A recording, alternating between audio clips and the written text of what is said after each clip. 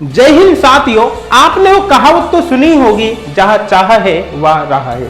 दोस्तों, यदि कोई व्यक्ति चाह ले तो मंजिल चाहे कितनी भी कठिन क्यों ना हो, 100% एक दिन उसको मिल ही जाती है। दोस्तों, जो स्टूडेंट बिल्कुल फ्री रहते हैं, जिन पर कोई जिम्मेदारियां नहीं रहती, उनके पास तो देखो समय की कोई कमी नहीं रहती है और वो किसी भी एग्जाम की बहुत अच्छे से प्रिपरेशन कर लेते हैं और ऐसा करते हैं स्टूडेंट, आपको पता है। देखो, प्रॉब्लम वहां पर आ जाती है यदि किसी व्यक्ति की शादी हो जाए, शादी के बाद बच्चे भी हो जाए, अब उसके सिर पर कई सारी जिम्मेदारियां हैं, उसके साथ उसको प्रिपरेशन करनी है। अच्छा, यहां पर भी मैं मान लेता हूं, क्योंकि हस्बैंड वाइफ जनरली उस कंडीशन में एक दूसरे को सपोर्ट करते हैं। अगर हस्बैंड प्रिपरेशन कर रही है तो वाइफ सपोर्ट कर देती है, वाइफ सारा काम देख लेती है, और वाइफ प्रिपरेशन कर रही है तो हस्बैंड सारा काम देख लेता है, मतलब एक दूसरे को सपोर्ट करते हैं। वहां तक भी मैं मान लेता हूं कि एक जना प्रिपरेशन करता है और एक जना बाकी जिम्मेदारी को निभा लेता है। लेकिन अगर हस्बैंड और वाइफ दोनों प्रिपरेशन करें और बच्चे भी है, इतनी जिम्मेदारियों के साथ दोनों प्रिपरेशन करें और दोनों ही एग्जाम को क्वालिफाई कर जाए, तो ये अपने आप में बहुत बड़ा अचीवमेंट है। ये छोटी बात बिल्कुल भी नहीं है। ऐसे एग्जाम्पल भारत देश में आपको बहुत ही कम देखने को मिलेंगे। आज मेरे साथ यहां पर निधि, शरद और शुभांशु है। सबसे खास बात क्या है कि एमपी पीजीटी वर्ग फर्स्ट 2023 में दोनों ने एक साथ इसको क्वालिफाई किया है एग्जाम को। दोनों स्कूल लेक्चर बन गए हैं और सबसे बड़ी बात क्या है कि दोनों हस्बैंड वाइफ है और दो बच्चे इनके। एक 4 साल का लड़का है और एक 8 साल की लड़की है। अब आप अंदाजा लगाओ कितनी बड़ी इनके ऊपर जिम्मेदारी है। और दोनों ने साथ के साथ प्रिपरेशन किया, और प्रिपरेशन ही नहीं किए, दोनों ने एग्जाम भी एक साथ यहां पर क्वालिफाई कर लिया।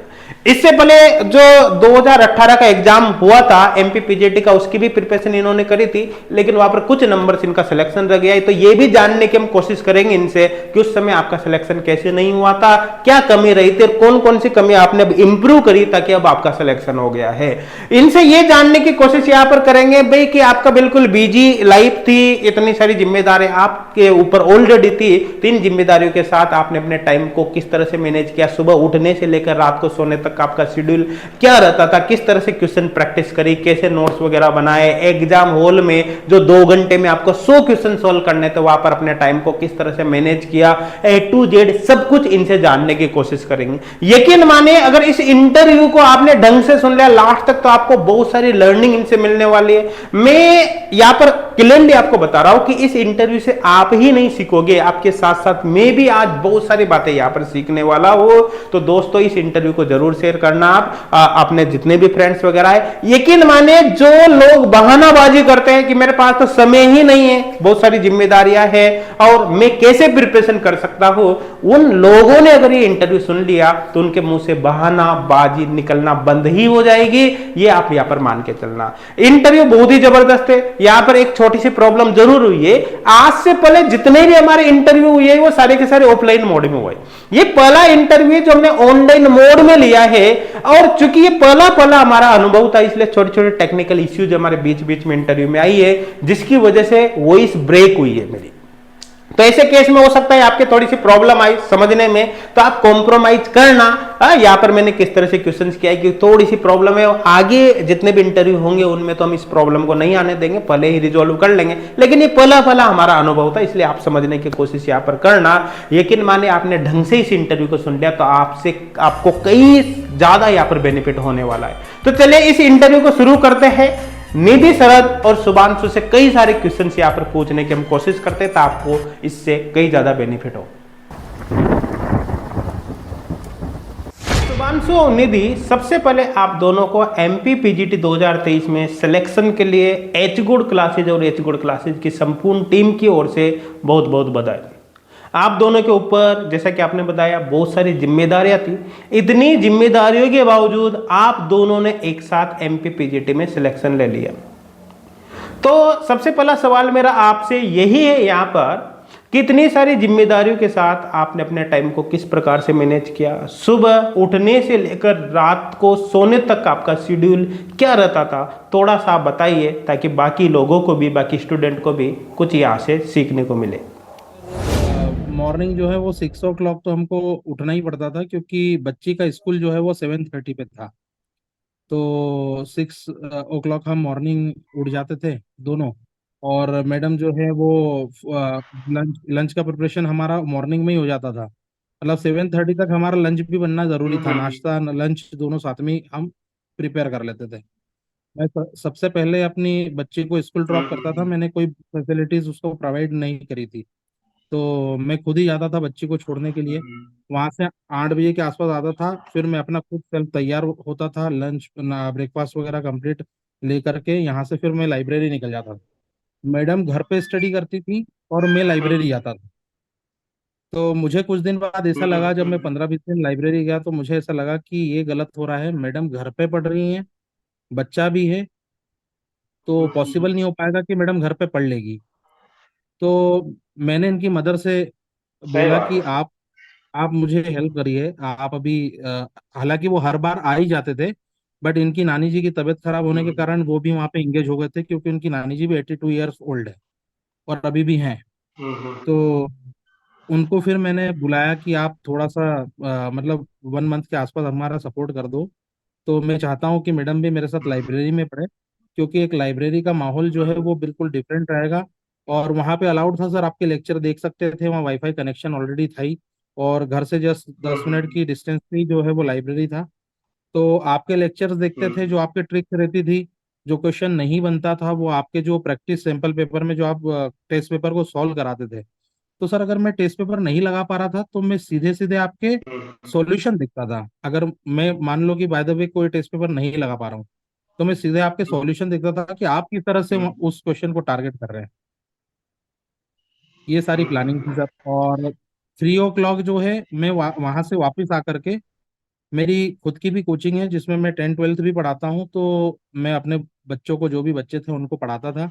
7:30 पे क्लास ओवर हो जाती थी, 7:30 पे फिर से लाइब्रेरी आता था, और 12 o'clock के आसपास 12 बजे रात तक मैं वहां जाता था, और फिर हम दोनों घर आ जाते थे। सुबह उठने के बाद एक पूरे दिन का शेड्यूल तैयार कर लेते थे, भाई आज मैं हाँ। इस तरह से प्रिपरेशन करूंगा, इस चैप्टर को पढ़ूंगा, इस तरह रिवीजन हाँ करूंगा, क्या प्लानिंग रही जी। आप दोनों के ना। निधि आप भी बताना चाहते अब प्रिपरेशन स्टार्ट करने से पहले मैंने डिसाइड किया कि मुझे अर्ली मॉर्निंग कितने बजे उठना है डेली, और लेट नाइट में कितनी देर हम्म। स्टडी कर सकती हूँ।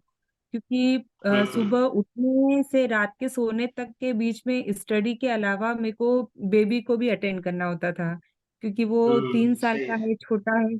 तो उसके लिए भी मेरे को मेंटली प्रिपेयर रहना होता था कि वो जब भी रोएगा और मेरे पास आएगा तो मेरे को उसको उस टाइम टाइम देना है, चाहे मैं कितनी भी डीप स्टडी कर रही हूँ उस टाइम पे। तो मैं अर्ली सही बात मॉर्निंग 5 o'clock उठ जाती थी एकदम। मतलब मैंने पूरा है। दृढ़ संकल्प ही बना लिया था कि जब तक एग्जाम में दे ना दूं, अर्ली मॉर्निंग में 5 o'clock उठ ही जाऊंगी, और लेट नाइट में 1 o'clock स्टडी करूंगी। मतलब 1 बजे सोती थी, हम्म। 5 बजे वापस उठ जाती थी। और जब तक मेरी एग्जाम नहीं हुई थी, और एक की प्री भी और मेंस भी। और इसके बीच में फुल डे मेरा बस यही रहता था कि मुझे बाहर बिल्कुल जाना ही नहीं है, बाहर क्या हो रहा है मुझे देखना नहीं है, बस मुझे स्टडी करना है। और मोबाइल पे लेक्चर्स देखती थी यूट्यूब पे, और उसके नोट्स प्रिपेयर करती थी अपनी हैंडराइटिंग में, और अपने कॉन्सेप्ट्स लगा के अपनी अंडरस्टैंडिंग के अकॉर्डिंग।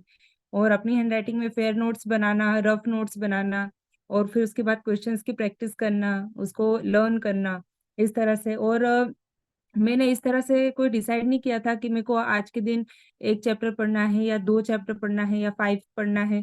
मतलब मैंने ऐसा अपने आप को प्रिपेयर किया था कि मैक्सिमम ज्यादा से ज्यादा मैं कितना पढ़ सकती हूँ उतना मैं पढ़ूंगी। हाँ। तो 4 घंटे जो आपने बताया टाइम, मतलब 1 बजे आप सोते थे, 5 बजे उठ जाते थे, तो ये तो हाँ। 2 3 4 5 4 घंटे, 4 घंटे पर्याप्त हो जाते थे यस। सोने के यस लिए। सर, मैं सिर्फ 4 घंटे रात में सोती थी, और अर्ली मॉर्निंग उठ के मैं कंटिन्यू स्टडी करती थी। जो अपना डेली का नॉर्मल वर्क होता था उसको कंप्लीट करके स्टडी में लग जाती थी। और जब मुझे थकान सी महसूस होती थी कि अब मैं थक गई हूँ, अब मुझसे नहीं हो रहा है, तो मात्र मैं 15 मिनट की झपकी ले लेती थी ऑनेस्टली बताओ, या कभी कभी आधे घंटे की, कि मैं अपने माइंड को रिफ्रेश कर सकूं। और बस उसके बाद बीच बीच में बेबी को अटेंड करके उसको ही मैंने अपना रिफ्रेशमेंट बना लिया था कि। अच्छी बात है। तो अच्छा, अगर जैसे अपन बात करें तो आप लेक्चर वगैरह तो देखते ही होंगे जो भी है। जी अ, सर। हाँ आपकी डेली अगर टोटल देखे जाए तो कितने घंटे स्टडी हो जाती होगी सर, जैसे एग्जाम टाइम की अगर बात टोटल? करें, तो जैसे हाँ। जस्ट 1 मंथ रिमेनिंग था जब हमारा एग्जाम का, तो लगभग हम 8 से 10 घंटे रेगुलर जो है वो पढ़ते ही थे। क्योंकि हम लोगों ने शेड्यूल ऐसा बना दिया था कि मैं रात में बच्चों के पास जो है वो सो जाता था जब मैडम पढ़ लेती थी 1 बजे तक। फिर दिन मैडम मॉर्निंग में उठ जाती थी, मैं बच्चों के पास रहता था। फिर लंच हमारा, डिनर वगैरह, लंच वगैरह सब प्रिपरेशन मैडम के थ्रू होना। तो वो सारी चीज़ें प्लानिंग ऐसी थी कि हम कम से कम 10 से 12 घंटे निकालने अपने लिए। क्योंकि हमारे पास 2 बच्चे भी थे, तो उनको टाइम देना भी ज्यादा जरूरी था। एटलीस्ट मेरे पास तो टाइम रहता था कि मैं पढ़ लूं, लेकिन थोड़ा सा इनके पास ये थी कि बच्चा है, वो इनसे ही, इनके हाथ से ही खाएगा, इनके हाथ से ही पिएगा। वो आके गेट ठोकता था बाहर, हम गेट लगा लेते थे, वो गेट ठोकता था बाहर की मेरे को भूख लग रही है, खाना चाहिए। तो वो सारी चीजें फेस करते थे। हाँ, ये जरूर है कि 8 से 10 घंटे बच्चा अगर कोई भी पढ़ता है, कोई भी स्टूडेंट अगर आपके लेक्चर देख ले, आपके नोट्स पढ़ ले। इवन सर, मैंने तो ये प्लानिंग करी थी, जो आपकी पीडीएफ आपने प्रोवाइड कराई थी, तो मैंने सारी पीडीएफ की फोटोकॉपी निकाल ली थी सर। क्योंकि मेरे पास इतना टाइम नहीं था कि मैं अब उसे ऑन नोट्स में अपनी कॉपी में अपने हैंड रिटन से तैयार करूं। लेकिन इन्होंने कैसे मैनेज किया उस चीज को, वो मुझे नहीं पता। इन्होंने बकायदा नोट्स बनाए हैं आपके, मैंने नहीं बनाया। मैं तो पीडीएफ ले आया था और मार्किंग करके पढ़ता था, आपकी जो भी ट्रिक्स थी। और मैंने भी अपने कुछ निमोनी बना लिए थे, जिससे मुझे इंडक्टिव इफेक्ट हुआ, रेजोनेंस इफेक्ट हुआ। तो वो सारी सीरीज के, इलेक्ट्रोकेमिकल सीरीज के, इनके न्यूमोनी बना लिए कि ताकि मैं मतलब अपने आप को उस चीज पे ढाल पाऊँ, न्यूमेरिकल लगा पाऊँ अच्छे से ज्यादा। और जो शीट अगर मुझसे नहीं लग रही है, या मैं नंबर ऑफ क्वेश्चन ज्यादा सोल्व नहीं कर पा रहा हूँ, तो मेरा एक ही तरीका था सर कि सीधे सीधे थोड़ा सा फॉरवर्ड स्पीड में आपके सॉल्यूशन को देखूं कि आप किस तरह से क्वेश्चन पे अप्रोच लगा रहे हैं। अगर आपकी अप्रोच मुझे याद रह जाएगी, तो मैं 1-2 क्वेश्चन उस टाइप के करता था और आगे बढ़ जाता था। तो शुभांशु, आपको पता है ही सही कि जो कोर्स आपने ले रखा था उसके अंदर हर चैप्टर के ऑनलाइन टेस्ट हमने प्रोवाइड किए थे। तो मुझे उम्मीद है आपने ऑनलाइन टेस्ट भी अटेम्प्ट किए ही होंगे, वहाँ पर एक प्लानिंग भी फॉलो की होगी। तो आप कृपया सभी स्टूडेंट को बताइए कि आपने किस तरह से ऑनलाइन टेस्ट अटेम्प्ट किए, कौन कौन से चैप्टर्स के अटेम्प्ट किए, क्या आपकी प्लानिंग रही, रणनीति रही, ताकि बाकी स्टूडेंट को भी इसका बेनिफिट हो सके। अपने क्लास के ऑनलाइन टेस्ट मैंने अटेम्प्ट किए थे। इनऑर्गेनिक के दिए, ऑर्गेनिक के भी अटेम्प्ट किए थे मैंने क्वेश्चन। तो पहले तो क्या फिजिकल के करने शुरू करें, तो थोड़ा सा होपलेस हो गया मैं कि क्वेश्चन बन नहीं रहे हैं। तो मैंने कहा फिर अब क्या किया जाए, टेस्ट में बन नहीं रहे, मार्क्स आ नहीं रहे हैं। तो फिर मैंने सोचा कि क्या किया जाए, तो फिर मैंने इनऑर्गेनिक से स्टार्ट किया। तो इनऑर्गेनिक केमिकल बॉन्डिंग, इसके मैंने टेस्ट दिए हैं, उसमें थोड़ा सा अच्छा लगने लगा कि हाँ, नंबर ऑफ क्वेश्चन बन रहे हैं। ऑर्गेनिक के दिए तो ऑर्गेनिक के भी बनने लगे, लेकिन फिजिकल में थोड़ा सा प्रॉब्लम आने लगा। तो फिर मैंने क्या सोचा कि मैं टेस्ट देने की बजाय सर सॉल्व क्या करा रहे हैं और किस अप्रोच पर वर्क कर रहे हैं, सर किस तरह से क्वेश्चन को उठा रहे हैं। क्योंकि कभी कभी ऐसा होता है सर कि अगर मान लो परसेंटेज बेस्ड का क्वेश्चन सॉल्यूशन से ही आ जाए, तो हमें यही नहीं मालूम कि 100% में से इस चीज को आप कितने ग्राम मान सकते हो और इसको कितने ग्राम मान सकते हो। तो वो अप्रोच में आपकी दिखता था कि आप किस तरह से नंबर ऑफ क्वेश्चन करवा सकते हैं, आप क्या टेक्निक यूज कर रहे हैं, किस तरह से फॉर्मूला यूज कर रहे हैं। जैसे आपने वो डेंसिटी वाला एक शॉर्ट ट्रिक फॉर्मूला दे रखा था उसमें, X×10 वाला अपॉन में मॉलिक्यूलर फार्मूला वाला, जो जनरली नीट में भी यूज करते हैं बच्चे। तो वो कुछ कुछ क्वेश्चन ऐसे थे कि वो धीरे धीरे फिर बनने लगे। सही। फिजिकल केमिस्ट्री में होती है बच्चों को न्यूमेरिकल करने में, सॉल्व करने में काफी दिक्कत होती थी। अच्छा निधि, आपने अटेम्प्ट किए थे पूरे टेस्ट? नहीं सर, मैं एक्चुअली थोड़ा सा क्या, लर्निंग पे मेरा फोकस ज्यादा था, लर्न करना। और प्रैक्टिस तो मैं बहुत कम कर पाई थी। फिजिकल के कुछ ही चैप्टर्स मैंने किए थे मैक्सिमम, कि जिसमें ज्यादा टाइम लग रहा है, लेंदी है, क्योंकि मेरे पास टाइम एक्चुअली कम होता था। इसलिए फिर जब मेरी मम्मी को मैंने बुला लिया था, तब मैं फुल डे अपने आप को पढ़ाई के लिए दे पा रही थी। तब मैंने किया था। और जो भी सर मुझे बताते थे ट्रिक्स वगैरह, या कि ये क्वेश्चंस अटेम्प्ट करो, सर की क्लासेस के हैं, इस तरह से। एक्चुअली सर, मुझे क्या आता है और मुझे क्या नहीं आता, इस चीज पे मैंने फोकस किया सबसे पहले, कि मेरे को अपना सबसे पहले बेसिक स्ट्रॉन्ग करना है, फिर एडवांस पे मैं जाऊंगी। इसलिए मैंने बेसिक का सबसे पहले नोट्स बनाए मेरे खुद की हैंड राइटिंग में, वो उसको सबसे पहले कि मैं पूरा उसको एब्जॉर्ब करूं, ताकि उससे मतलब एक भी कॉन्सेप्ट मुझसे छूटे ना। उसके बाद सारा कुछ एब्जॉर्ब करने के बाद मैं क्वेश्चंस अटेम्प्ट करूं। और जहाँ पर भी मुझे कोई डिफिकल्टी आती थी तो फिर मैं सर से हेल्प लेती थी।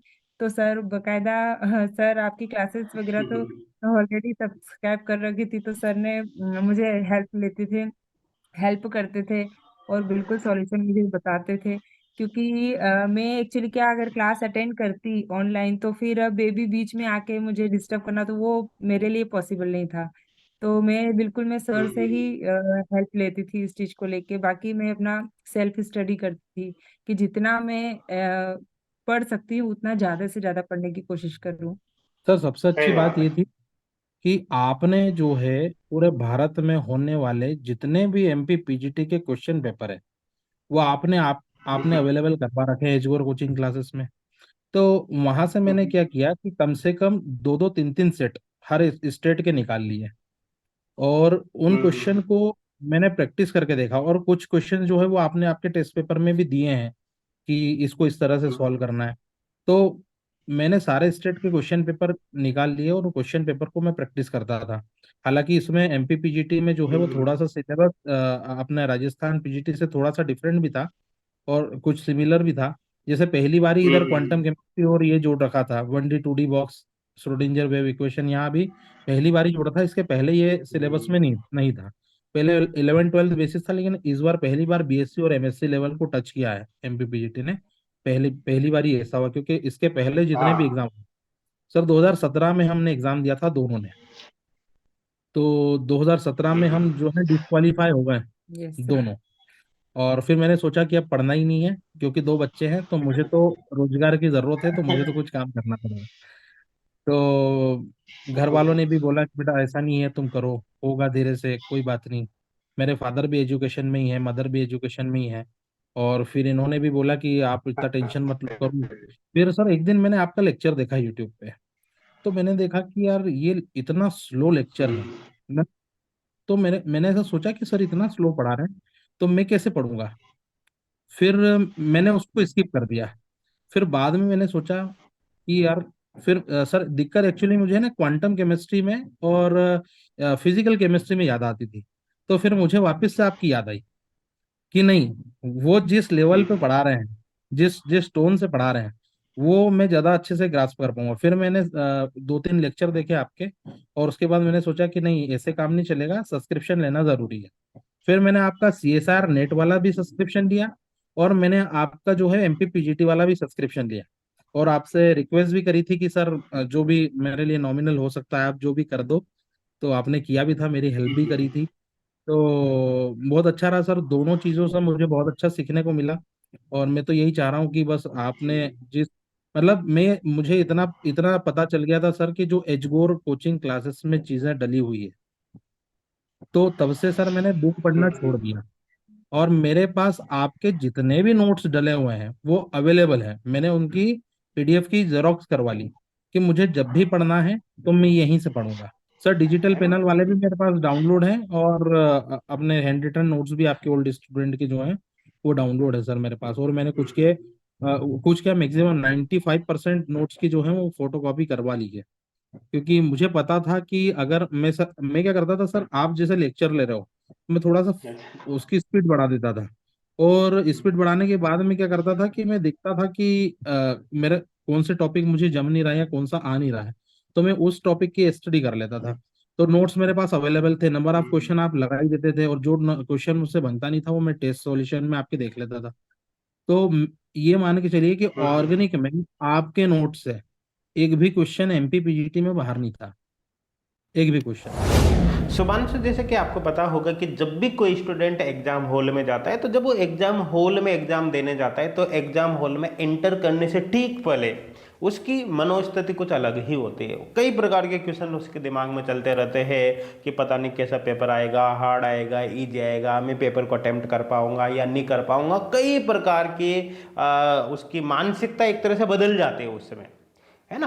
तो एक तरह से फोबिया भी बैठ जाता है कई स्टूडेंट को, तो वहाँ पर डर सा बैठ जाते हैं और उसी डर के चक्कर में उनका पेपर भी खराब हो जाता है।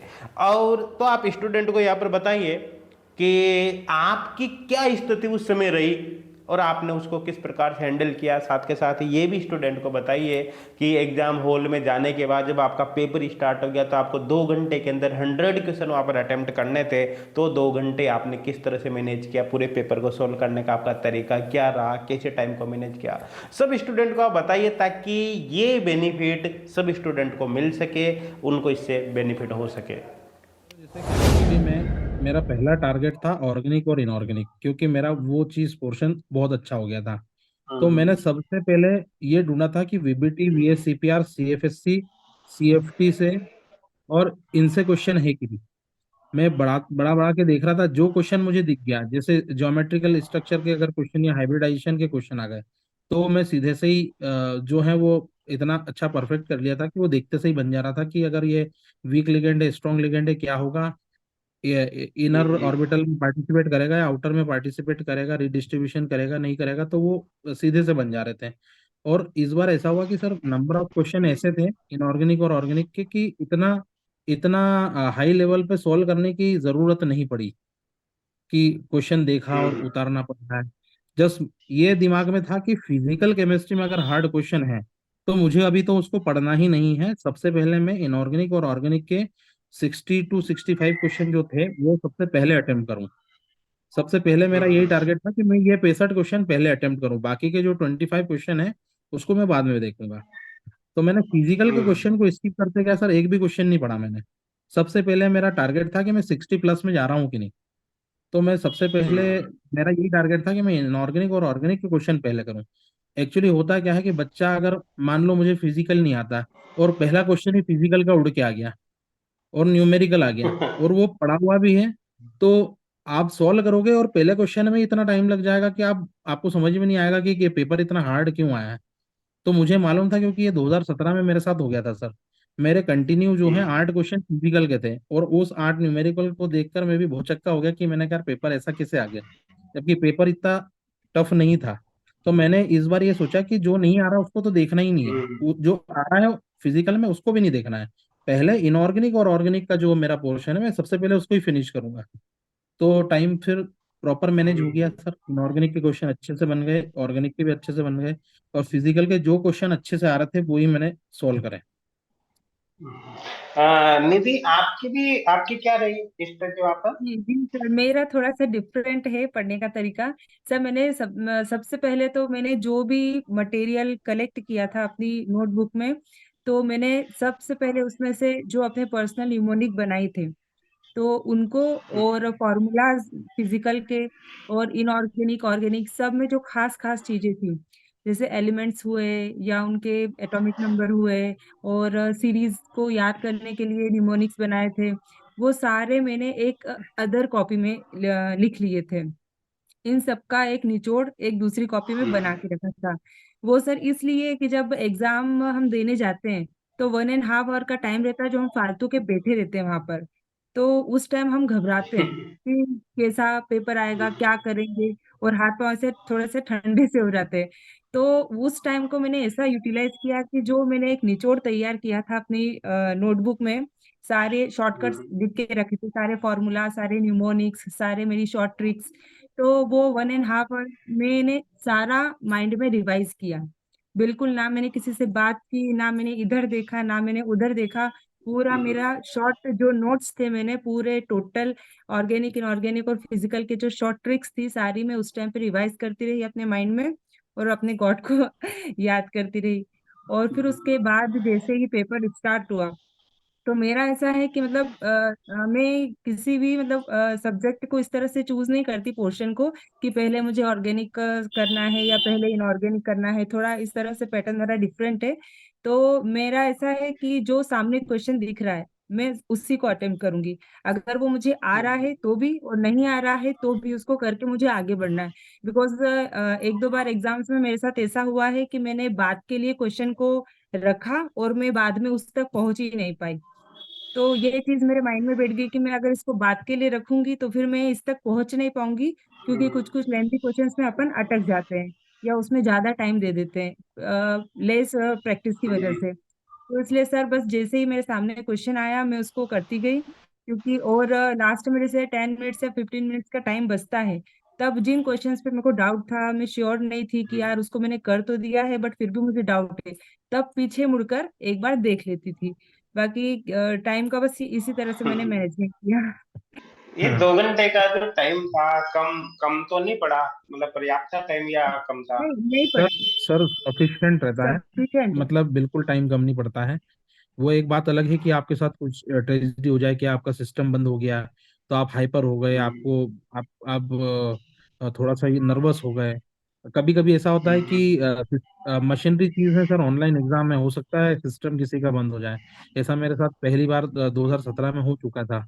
तो मैं थोड़ा सा नर्वस फील कर गया था कि मेरे मतलब ऐसा तो नहीं कि टाइम, क्योंकि टाइम, कोई भी बच्चा सर टाइम देख के क्वेश्चन सॉल्व नहीं कर पाता है। पहली चीज तो यही है, क्योंकि उसका ध्यान क्वेश्चन में होता है, टाइम पे नहीं रहता। तो सही ये थोड़ा बात सा प्लानिंग प्लानिंग इस तरह से लेके जाओ कि जो भी सिचुएशन हो, आर या पार, अपन आराम से करो। जितना रिलैक्स फील है। करोगे वहां पे।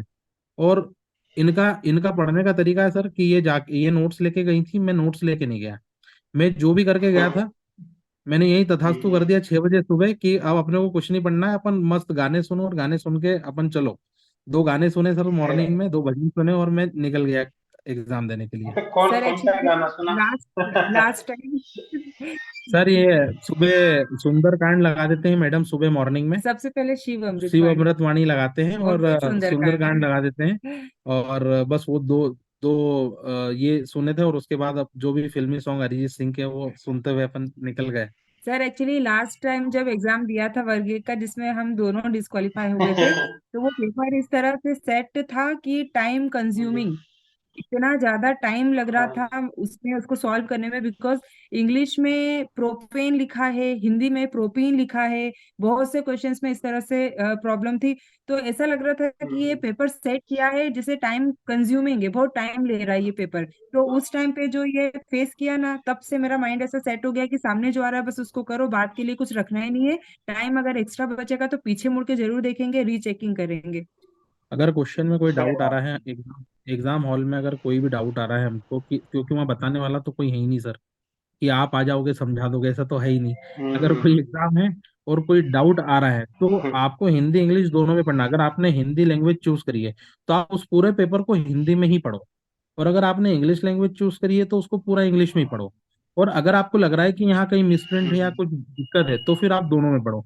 होता क्या है कि थोड़ी देर वहाँ माइंड ऐसा चलने लगता है सर, हिंदी में भी पढ़ने लग जाता है बच्चा, इंग्लिश में भी पढ़ने लगता है, समझ में नहीं आता है कि क्या मतलब मैं पढ़ रहा हूँ कि कर रहा हूँ। ऐसा होता है, कभी कभी ऐसा होता है। सही बात। तो मेरा इंग्लिश मीडियम था, तो मैंने इंग्लिश मीडियम वाला ही फॉर्मेट देखा, क्योंकि इंग्लिश वाला ही जो रहता है वो करेक्ट मानते हैं एग्जाम में। जो इंग्लिश में दिया है वो करेक्ट हो गया। अगर हिंदी में कुछ गलत दिया है, इंग्लिश में लैंग्वेज प्रॉब्लम अगर हुआ है, तो इंग्लिश वाला करेक्ट मानते हैं। तो मैंने इंग्लिश पेपर ही प्रेफर कर रहा था, और इंग्लिश लैंग्वेज में ही जो है कंप्लीट वो एक ही पेपर को पूरा स्टडी करके ही पेपर दिया।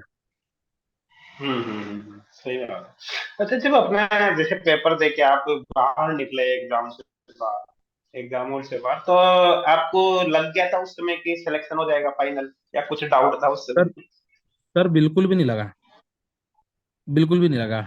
इसलिए नहीं लगा क्योंकि सर जब मैं मेरी क्लास में से निकल रहा था बाहर, तो मैंने 3-4 लोगों की स्क्रीन देख ली। तो किसी के 75 थे, हम्म, 100 आउट ऑफ, है ना। एक बच्चे के जो थे वो हम्म, 86 मार्क्स थे। हम्म, और कुछ मतलब कम से कम 10-12 लोग ऐसे थे जो मुझसे ज्यादा लेके आ गए थे। तो मैंने सोचा कि भाई ये क्या हुआ। मैंने कहा ये तो गड़बड़ हो गया मामला।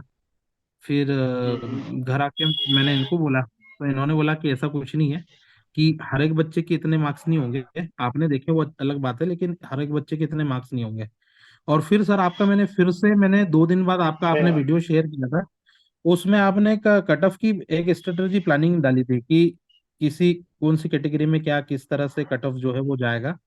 तो फिर मैं थोड़ा सेटिस्फाइड हुआ कि नहीं, सर ने बोला है तो कहीं ना कहीं अपना हाँ सर, आपके कटअप से हमको ऐसा लगा हम सेफ जोन पे ही है, हम तब थोड़ा से सा ऐसा फील करने लगे कि नहीं, मतलब सब सही है, कोई दिक्कत जैसे नहीं। आपका वीडियो डाला, इन्होंने मुझे दिखाया, बोले देख मेरे सर का वीडियो है, जो जिनकी ट्रिक्स मैं तेको बताता हूँ, अपन पढ़ते, मैं तेको पढ़ाता हूँ, सर मुझे पढ़ाते, मैं तेको पढ़ाता हूँ, तो उनका वीडियो देख लो तो तू भी थोड़ा रिलैक्स फील करेगी। तो फिर हमने फिर आपका वीडियो देखा, सर थोड़ा सा अच्छा लगा। आपका वो वीडियो मैं लगभग एक हफ्ते तक रोज एक बार देख लेता था।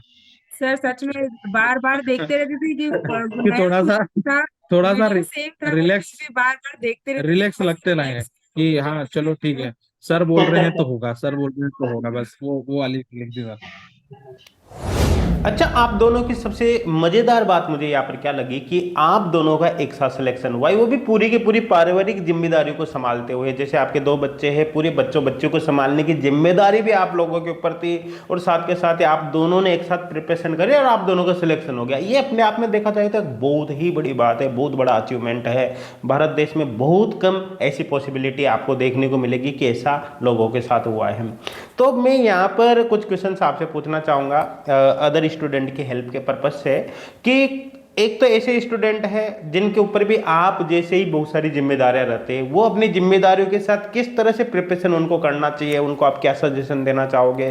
कई सारे स्टूडेंट ऐसे होते हैं जिन्होंने एक बार एग्जाम दिया, दो बार दिया, तीन बार दिया, लेकिन उनका सिलेक्शन नहीं हुआ और फाइनली डीमोटिवेटेड हो जाते हैं। तो उनके लिए आप क्या सजेशन देना चाहोगे? और जो स्टूडेंट बिल्कुल प्रेशर है, पहली ही बार एग्जाम देने वाले हैं, आप उनको क्या सजेशन देना चाहोगे ताकि सब तरह के स्टूडेंट को यहाँ पर बेनिफिट हो सके, उनके सिलेक्शन में हेल्प मिल सके? तो पहली चीज तो ये है कि जैसे आपके पास सिलेबस है, एग्जाम का सिलेबस है, उसमें ऐसा नहीं होता कि कोई भी स्टूडेंट अगर एग्जाम अपेयर कर रहा है तो उसमें ऐसा नहीं होता कि बच्चे को उस सिलेबस में से कुछ ना आए।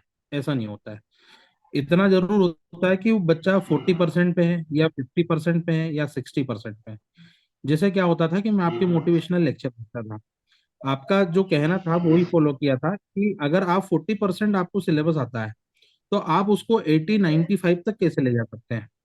तो अगर आप ये प्लानिंग करते हैं कि मुझे 40% आता है तो उस 40% का आप रिवीजन करें, बाकी जो नहीं आता है उसकी क्लासेस देखें, उसके शॉर्ट नोट तैयार करें। जब तक आप कोई भी चीज को शॉर्ट नोट में तैयार नहीं करेंगे तो आपको वो चीजें अधूरी लगेगी।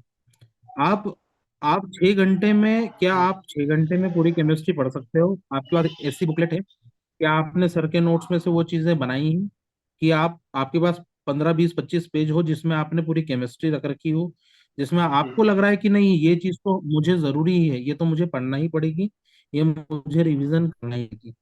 मैंने सर प्रैक्टिकल कॉपी जो हमारी 11th 12th की चलती है, उस पूरी प्रैक्टिकल कॉपी में आपकी शॉर्ट ट्रिक्स और आपके शॉर्ट नोट जो है वो लिख रखे थे कि ये जो ये सीरीज है ये तो मुझे इतना तो पता होना ही चाहिए। तो जो जो भी एक्सेप्शनल केस हैं, जितने भी एक्सेप्शनल केस हैं वो चीजें एटलीस्ट आप नोट करके रखें कि ये एक्सेप्शनल केस है। नंबर ऑफ फॉर्मूलेस कितने हैं, अगर एटॉमिक स्ट्रक्चर में बोहर मॉडल से रेडियस का एनर्जी वेलोसिटी का जो भी फॉर्मूला है उसको आप नोट करके रखें कि अगर क्वेश्चन आपको दिख रहा है, क्योंकि सर वहाँ क्वेश्चन दिखता आपको 5-7 लाइन में, लेकिन वो इतना टफ नहीं होता है। लेकिन हम पढ़ने में इतना टाइम वेस्ट कर देते हैं कि हमें एनर्जी निकालना है कि रेडियस निकालना है, पता ही नहीं चलता उसमें कि हमें करना है क्या है। सही तो जब तक आप शॉर्ट नोट बना के नहीं रखेंगे, जो भी सर ने आपको पढ़ाया है आप उसके प्रॉपर वे में एक शॉर्ट लिस्ट करके रखें कि ये एटॉमिक स्ट्रक्चर है, इसमें ये फॉर्मूले हैं और ये मैंने लिख लिए हैं। वो चाहे वेवलेंथ का हो, रेडियस का हो, एनर्जी का हो, वो लिख लो आप। और आपने वो दे ही रखे हैं सर, सब है। सारे फॉर्मूले के ट्रिक्स भी दे रखे हैं, आपने क्वेश्चन करा रखे हैं एक्साइटेड स्टेट के। आप अगर क्वेश्चन नहीं लगा पा रहे हैं या आपने टेस्ट नहीं दिए तो एटलीस्ट आपको सर के कम से कम 10 से 20 क्वेश्चन को देख लो कि सर किस तरह से अप्रोच कर रहे हैं क्वेश्चन को। अगर जैसे मैं नहीं कर पा रहा था तो मैंने सर आपकी अप्रोच देखी कि आप किस तरह से क्वेश्चन को सॉल्व कर रहे हैं। तो अगर इतना भी बच्चा करता है तो वो इतना हेजिटेट नहीं होगा, इतना फर्स्टेड एग्जाम में नहीं होगा। वो एटलीस्ट वो अपनी तैयारी अच्छे से कर सकता है। बस फोकस यही रहना चाहिए कि जो चीज नहीं आ रही है उसे पढ़े, जो आ रही है अगर मान लो कि मुझे हाइब्रिडाइजेशन अच्छे से आता है और मेरे पहले पेज में हाइब्रिडाइजेशन लिखा है और मैं उस पहले पेज से ही फिर से पढ़ना शुरू कर दूं, फिर मुझे रिवीजन करना है, फिर मैंने पहले पेज से पढ़ना शुरू कर दिया, तो वो चीज गलत हो जाती है। वो फिर हम अपने अपने आप को एक सांत्वना देने की नहीं, ये मुझे आता है। जो नहीं आता है उस पर हम्म। फोकस करना बहुत ज्यादा जरूरी है सर। सही बात है। और निधि, आपकी क्या रही, मतलब आप क्या हाँ सजेशन देना चाहोगे बाकी जी स्टूडेंट को? सर, सर से मैं बिल्कुल इस बात पे सहमत हूँ कि सबसे पहले जैसे ही हमारे सामने सिलेबस आता है, सबसे पहले तो जैसे ही एग्जाम आई तो मैंने इनसे कहा कि सबसे पहले मुझे सिलेबस का प्रिंट आउट चाहिए। सर 2 बार दिया इनको हाँ, निकाल के, और एक इन्होंने, बार मैंने एक बार इनसे लिया तो बच्चों ने थोड़ा इधर उधर मिस कर दिया, तो फिर से इनसे मैंने सिलेबस बुलवाया और मैंने सिर्फ उसमें देखा कि टोटल नंबर ऑफ टॉपिक्स कितने हैं, और उसके बाद मैंने ये देखा कि ऑर्गेनिक में, इनऑर्गेनिक में, फिजिकल में मुझे क्या आता है पहले से। तो उनको मैंने टिक कर लिया कि ये चैप्टर्स मुझे आते हैं। फिर जो चैप्टर्स मुझे नहीं आते, सबसे पहले जो मतलब मुझे बिल्कुल भी नहीं आते, उनको मैंने सिलेक्ट किया कि सबसे पहले मैं इनको पढ़ूंगी, डीप में पढ़ूंगी, अच्छे से समझ के, और उनके मतलब लॉन्ग नोट्स बनाऊंगी डीप में। और उसके बाद मैंने क्या किया, अच्छे से पढ़ने के बाद सारे टॉपिक्स कवर किए, फिर उनको उनका रिवाइज मार के एक शॉर्ट नोट बनाने के लिए एक अलग से कॉपी बनाई, ताकि उनमें जो भी फॉर्मूलाज है, जैसे सॉल्यूशन का हुआ, नॉर्मेलिटी हुआ, मोलैलिटी हुआ, इनके सारे फॉर्मूलाज अलग कर लिए। और इस तरह से सारी, जैसे मैंने आपको पहले भी बताया कि न्यूमोनिक वगैरह बनाए थे सीरीज वगैरह लर्न करने के लिए, तो ये सारे मैंने शॉर्ट नोट्स अलग कॉपी में भी साथ में करती गई कि क्या क्या चीजों की मुझे बाद में जरूरत पड़ेगी, जब लास्ट डे रहेगा, मेरे पास ओनली एक दिन रहेगा, लास्ट नाइट रहेगी कि कल एग्जाम देने जाना है, आज रात को मैं क्या पढूं, कौन सी कॉपी का रिवीजन करूं या कौन सी टॉपिक का रिवीजन करूं, कुछ समझ नहीं आता। तो उस टाइम पे मैं वो बस एक कॉपी को पढ़ूंगी जिसमें मैंने पूरे तीनों केमिस्ट्री का निचोड़ तैयार करके रखा है। तो उससे मुझे कॉन्फिडेंस मिलेगा, और जैसे ही मैं वो फॉर्मूलाज देखूंगी या मेरे बनाई हुई शॉर्ट ट्रिक्स या निमोनिक्स देखूंगी, तो मेरे को पूरी केमिस्ट्री याद आ जाएगी उसी टाइम। तो इस तरह से सर तो मेरा प्रिपरेशन था और इस तरह से प्लानिंग थी। तो पूरी केमिस्ट्री के शॉर्ट नोट्स कितने पेज में आ गए अपने एमपीपीजीटी के? आ, सर एक्चुअली मैं क्या हाँ, सर एक्चुअली मेरा क्या, कुछ कुछ टॉपिक्स जो मुझे लेंदी लगे थे, मैंने उनके फॉर्मूलाज निकाले जरूर थे। और जैसे जो भी जैसे हम एलिवेशन इन बॉइलिंग पॉइंट और इस तरह से जो भी थे, तो उसको एक एक एग्जांपल्स में उसके करके रखती थी कॉपी में, कि इसके क्वेश्चंस हम्म। आएंगे तो मैं उसको किस तरह से सॉल्व करूंगी। तो सर मेरे को फुल तो ज्यादा कॉपीज लगी, जो मैंने लॉन्ग नोट्स बनाए उसमें मुझे ज्यादा कॉपीज लगी, लेकिन शॉर्ट नोट्स मैंने सिर्फ एक ही कॉपी में प्रिपेयर की, उसमें सारे सिर्फ फॉर्मूला फॉर्मूला और सीरीज सीरीज ही बनती थी। सर ये प्रैक्टिकल एक कॉपी कॉपी है। में आ गया था। हाँ, हाँ, मेरी ये वाली ये कॉपी है। प्रैक्टिकल कॉपी है।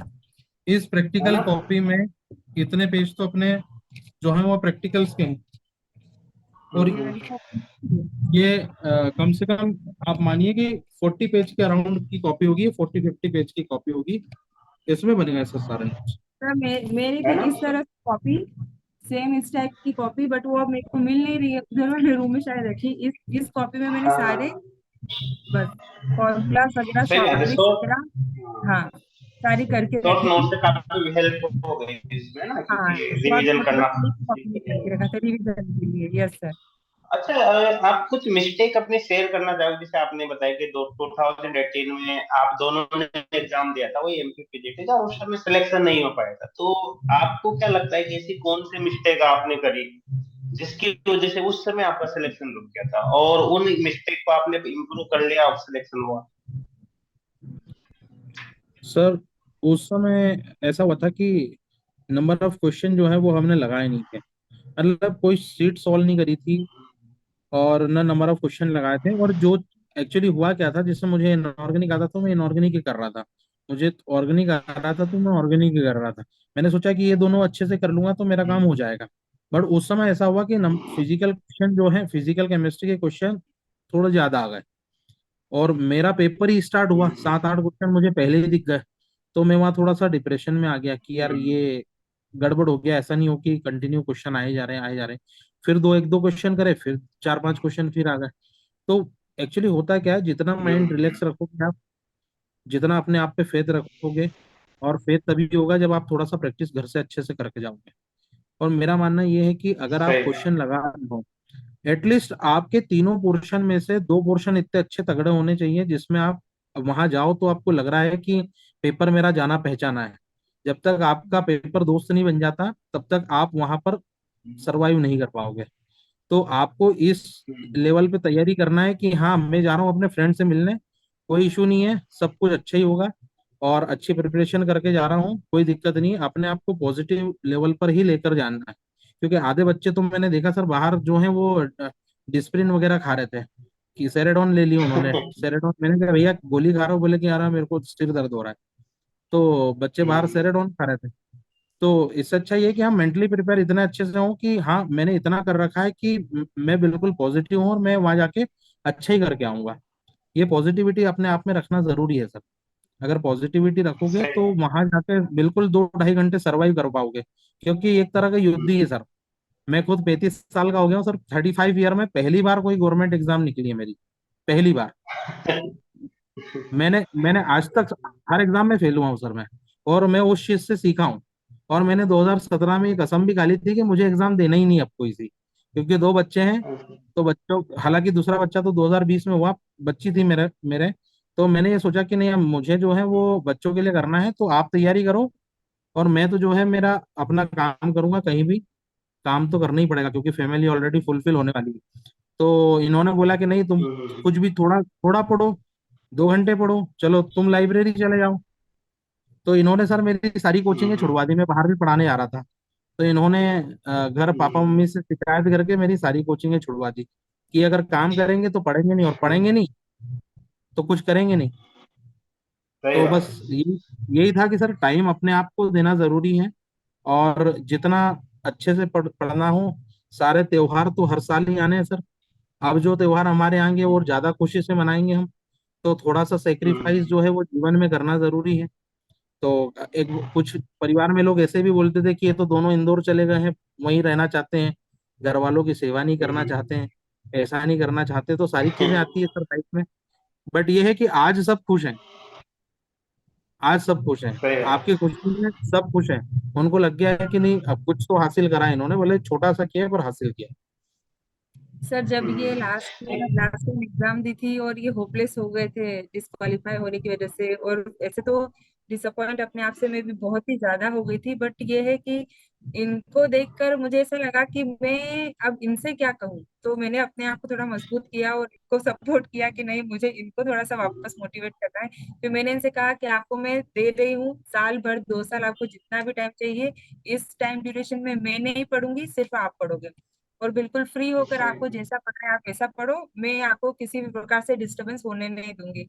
तो इस तरह से इनको टाइम दिया मैंने कुछ टाइम के लिए, और उसके बाद फिर जब ये एग्जाम आई पर गेट की, तो फिर मेरी मम्मी को मैंने बुलाया कि मम्मी अब एग्जाम आ चुकी है, तो अब मैं भी प्रिपरेशन स्टार्ट करना चाहती हूँ।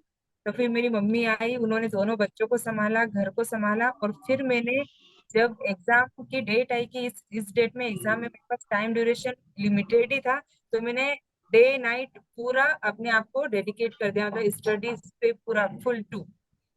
तो इस तरह से मैंने फिर शुरू किया सर एग्जाम की डेट आने के बाद। हम्म। अच्छा, आप दोनों की केस में सबसे अच्छी बात यह है कि एक जना अगर डिमोटिवेटेड हो जाता है तो जैसे आप डिमोटिवेशन हुआ तो फिर आपने सपोर्ट कर दिया, आपका हुआ तो फिर आपने कर दिया, मतलब दोनों को एक दूसरे से काफी हेल्प मिली। अब देखो, सबकी सबकी किस्मत ऐसी थोड़ी होती है। है। हाँ सर। बहुत सर फिर से आप ना सर, लोग। सर उसके लिए आप है ना उसके लिए सर। आप हो ना सर, आपके तो लेक्चर देखे हैं सर हमने।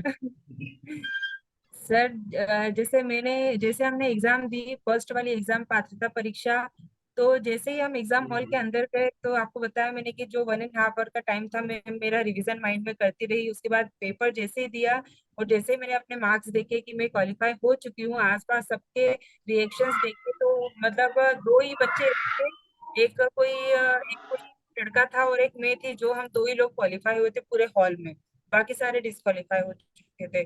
तो उस टाइम पे ऐसा लग रहा था कि चलो मतलब मैंने कुछ अचीव किया है, मैं क्वालिफाई हो गई हूँ। और जैसे मैं बस उसी टाइम मेरे माइंड में इनका ख्याल आया कि सामने वाले कॉलेज में ये एग्जाम दे रहे हैं, एक्चुअली हमारा सेंटर भोपाल आया था, तो इनका क्या हुआ, इनके कितने मार्क्स होंगे, क्वालिफाई है या नहीं है, ये तो मैंने सोचा ही नहीं। मन में यही था कि मैं क्वालिफाई हूँ तो ये तो पक्का क्वालिफाई होंगे, और मुझसे ज्यादा ही मार्क्स होंगे इनके।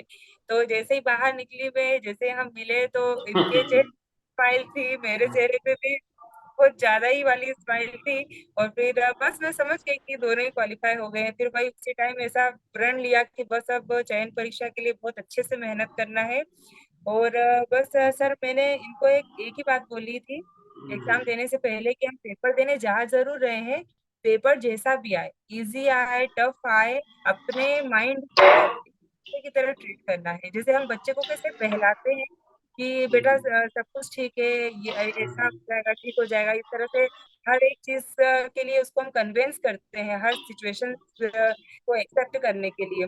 तो बस मैंने इनको यही बोला था कि अपने माइंड को थोड़ा सा बेवकूफ बना के रखना जरूरी है, कि नहीं सब ठीक है, सब ठीक है, और मैं इसको कर लूंगी। पेपर इजी हो या टफ हो, इजी है तो कोई दिक्कत नहीं, टफ हो तो अपने थोड़े माइंड को बेवकूफ बनाना होता है कि नहीं नहीं सब ठीक है और मुझे आता है, मैं कर लूंगी। इस तरह से तो मैंने इनको ये कहा था कि रिजल्ट चाहे जो भी हो, अ, हमारा सिलेक्शन हो या नहीं हो, हमको आगे के लिए प्रिपेयर करना है और मोटिवेटेड ही रहना है। ये तो बोल रहे थे कि नहीं अब तो हो ही जाना चाहिए, अब मैं प्रिपरेशन नहीं करूंगा, अगर आपको करना है तो आप कर लेना। बट मैंने इनको कहा कि नहीं, होगा तो बहुत ही अच्छा है, और अगर नहीं होता है तो भी मैंने कहा इससे बड़ी एग्जाम के लिए आप बने हो, आप नेट के लिए बने हो, अगर इसमें नहीं होता तो ये सोचना कि आप नेट के लिए बने हो, और उसके लिए अपनी स्टडी को एकदम जारी रखना, बिल्कुल रुकना नहीं है। ये सोचना कि ऐसे कैसे नहीं हो रहा है, या हम इतने गए गुजरे कि हमसे एग्जाम में क्वालिफाई हो रही है। इस तरह से अपने आप को मोटिवेटेड रखना, थोड़ा सा दृढ़ संकल्प करना होता है सर, बस वो सब हो जाता है। सिंगल पर्सन के लिए भी कोई ऐसी कोई सिचुएशन नहीं होती सर।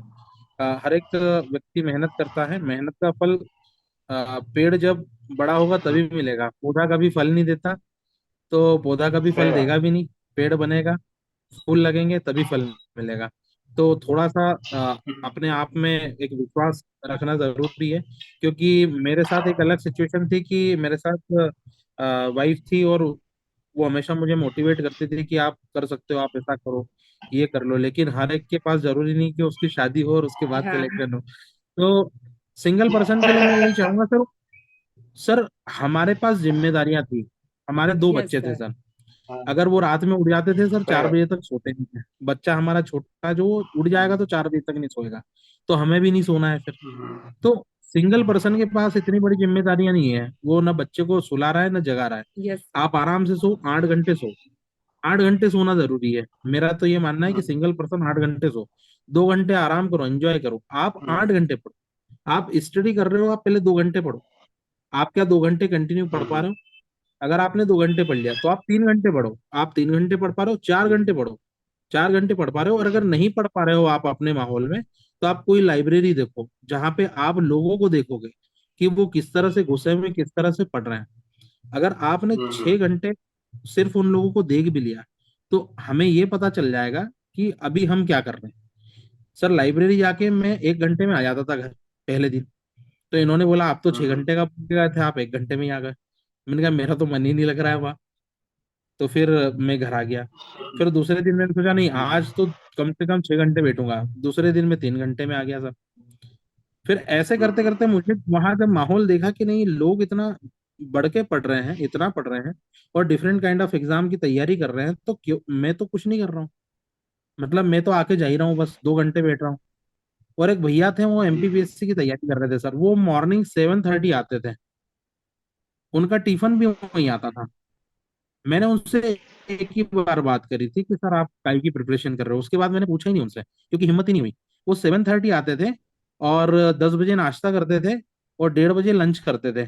तो मैं उनको देखता था कि ये उठ के कहाँ जा रहा है, बंदा जा कहाँ रहा है उठ के। तो मैं भी उनके पीछे चल देता था कि जा कहाँ रहा है। मैं देख रहा हूँ ये खाना भी यही खा रहा है, मतलब जा ही नहीं रहा कहीं। सर, वो रात को 11-12 बजे तक जाने लगे।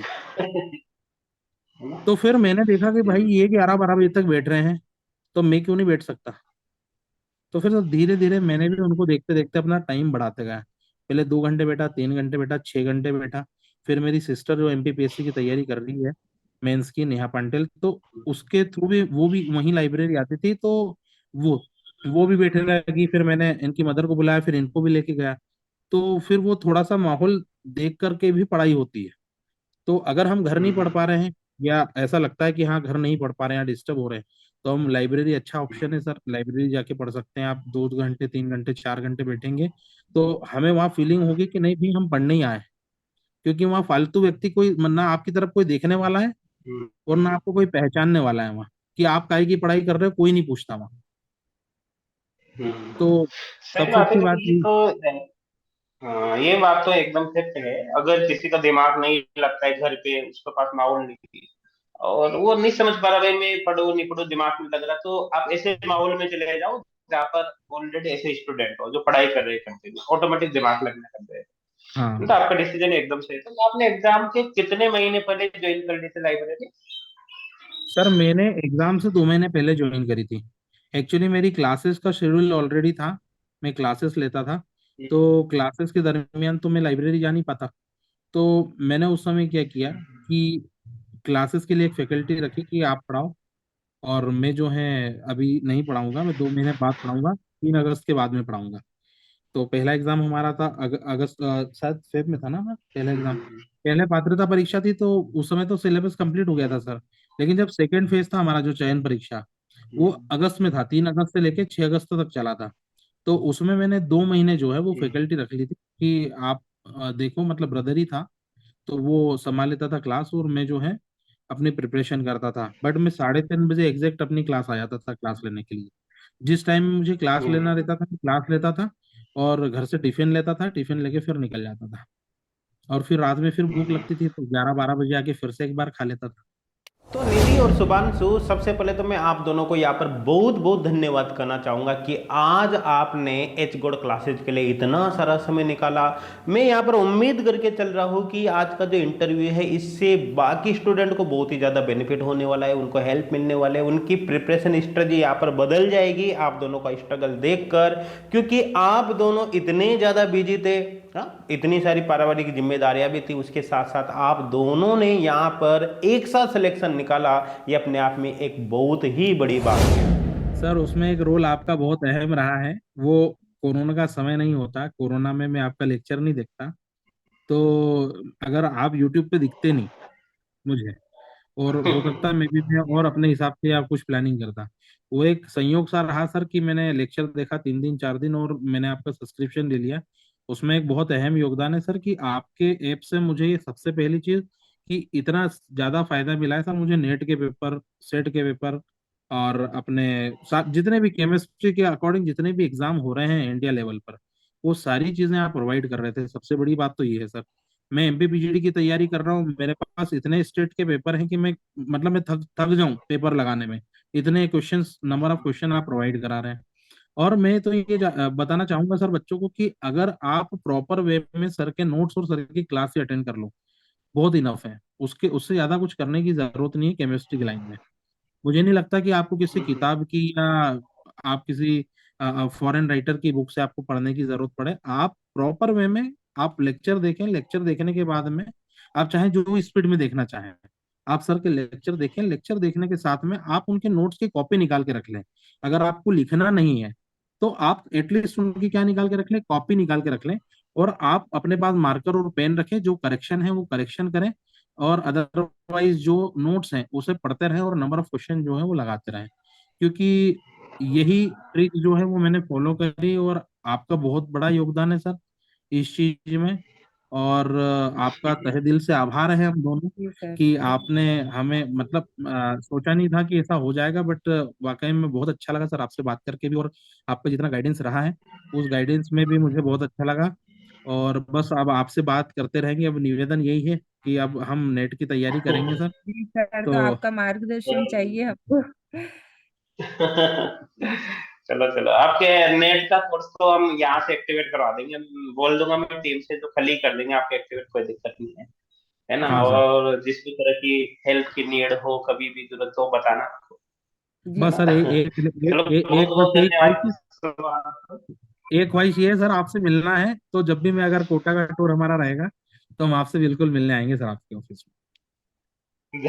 जरूर जरूर, दोनों ही आना साथ में। हाँ, जी दोनों ही आएंगे सर साथ में। बिल्कुल। ठीक है सुभान सर। जी सर, ठीक है जी निधि। जी धन्यवाद। सर, जी सर। Thank you sir. चलो चलो। Thank you.